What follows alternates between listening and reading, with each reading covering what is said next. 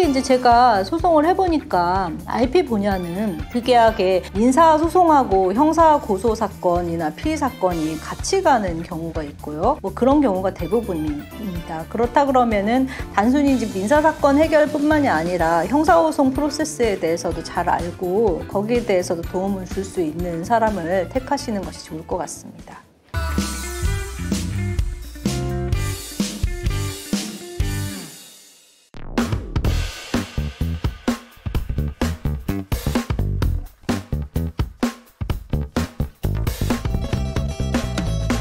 저한테 이제 의뢰를 하러 오시는 분들의 경우에는 저는 제일 먼저 뭘 원하시는지를 물어봅니다.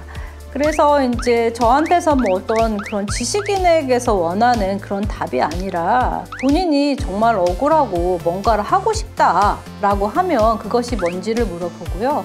그러고 나서 이제 그분의 상황이나 어떤 입장이나 그런 것들에 맞추어서 법적인 수단을 강구해서 최선의 방책이 무엇일지를 찾아드리는 것이 제 일이고 저의 가장 큰 장점이라고 생각을 합니다. 그리고 이제 의뢰인들이 변호사를 선임할 때 어떤 것을 고려하면 좋은지에 대해서는 사실은 이제 IP 분야 같은 경우에는 어떤 세분화가 된다라는 것보다는 오히려 종합적으로 뭔가를 해결할 수 있는 사람이 중요한 것 같고요. 왜냐하면 대부분의 이제 IP 그 권리들이 좀 혼재되어 있습니다.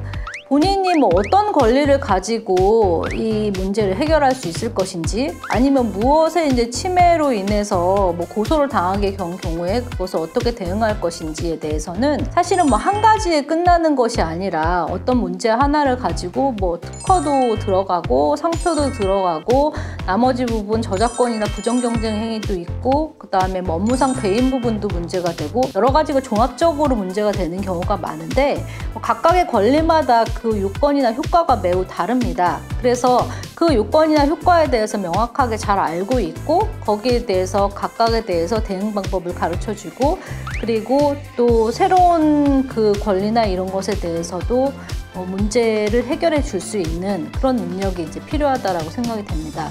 특히 이제 제가 소송을 해보니까 IP 분야는 극약에 민사 소송하고 형사 고소 사건이나 피의 사건이 같이 가는 경우가 있고요. 뭐 그런 경우가 대부분입니다. 그렇다 그러면은 단순히 이제 민사 사건 해결뿐만이 아니라 형사 소송 프로세스에 대해서도 잘 알고 거기에 대해서도 도움을 줄 수 있는 사람을 택하시는 것이 좋을 것 같습니다.